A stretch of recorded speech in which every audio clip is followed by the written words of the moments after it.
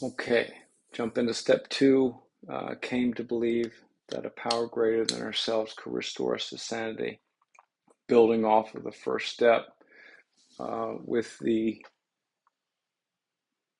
Lucy moved.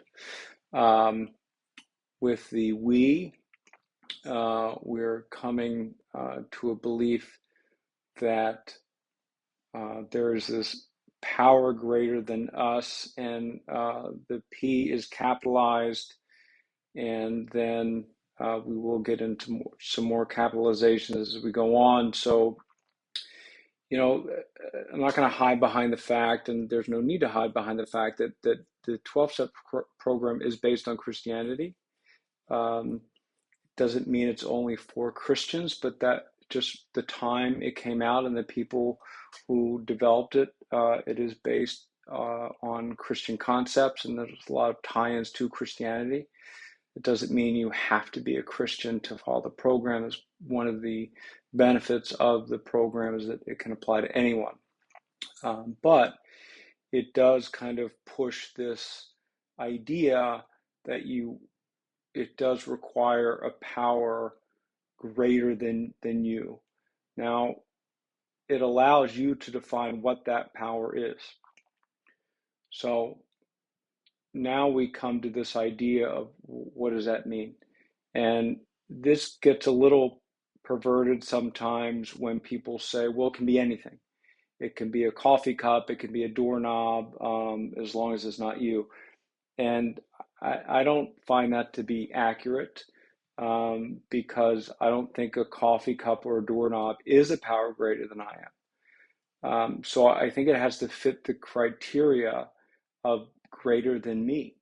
And so a group of people is a power greater than I am. Nature is a power greater than I am. My belief in ancestors that have passed before me and are watching over me is a power greater than I am. My belief in a higher power, God, is a power greater than I am. So the group that I go to, my home group, those are people. Us together is way more powerful than I am alone. So I do think it needs to fit the criteria, but it's whatever is comfortable for you and whatever fits you. But again, I do think that people can take it too far, that it can be whatever you want. But again, whatever, if it works, it works. Um, I'll come to Bill's story again with his second step, and the second step for him is in the big book. And it's lengthy, so I won't read the whole thing. It's on pages 10, 11 of the big book and his story. And it's when his old friend, Ebby Thatcher, comes to talk to him. And the beauty of this is Ebby just comes to talk to him and just tells him his story, just what happened to me. And that's kind of how this program starts, where it just one alcoholic talking to another, sharing their experiences. And so, again, it's a long passage, but I do want to read this part that I find particularly compelling when it comes to the second step, where Bill says, but my friend sat before me and he made the point blank declaration that God had done for him what he could not do for himself. His human will had failed. Then he had, in effect, been raised from the dead, suddenly taken from the scrap heap to a level of life better than the best he had ever known. Had this power originated in him? Obviously, it had not. There had been no more power in him than there was in me that minute, and there was none at all. So that's Bill's first recognition of the second step of coming to believe. And again, this is a preparation step. So it came to believe that there's just kind of this awakening and this awareness. It doesn't mean that I have to fully understand, integrate, and know everything about this higher power.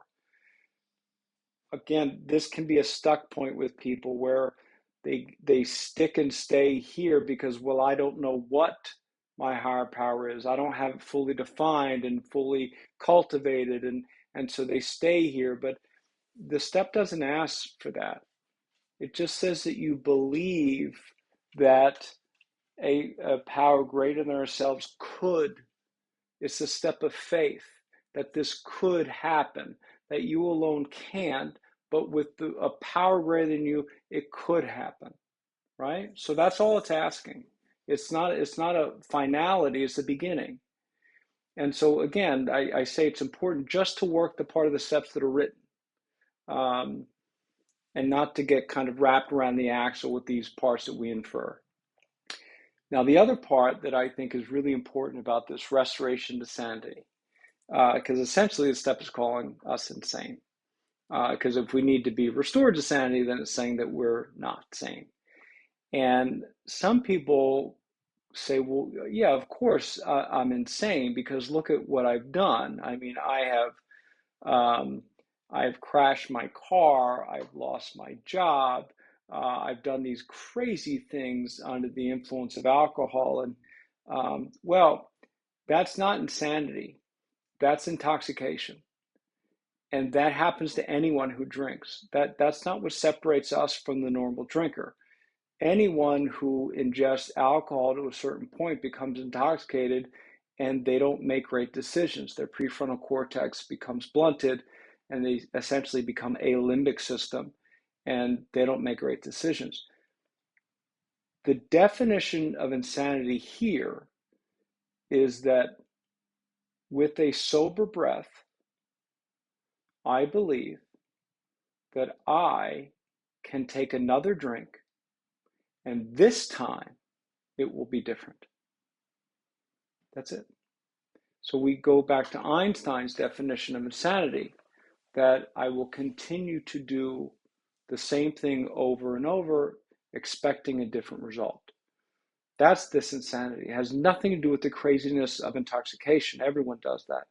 It's that when sober, after in the morning, I say, I will never do that again. I am done. God help me. I will never take another drink. And then by 5 o'clock, think, you know what? Maybe if I just drink beer, right? Or maybe if I just drink wine, or how about I just drink at home? I think going out's the problem. I think I get around those people. That's the insanity.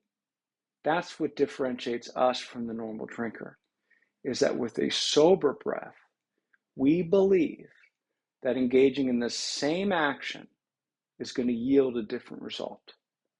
Left to our own devices, we will continue to meet that same decision point over and over and over. And the illness will convince you that, yes, you are right. This time it will be different. Look, it's the liquor, it's the IPAs, it's those people, it's the fact that you're driving, it's the cops, right? They that checkpoint wasn't they shouldn't have done that. It's everything and everyone else.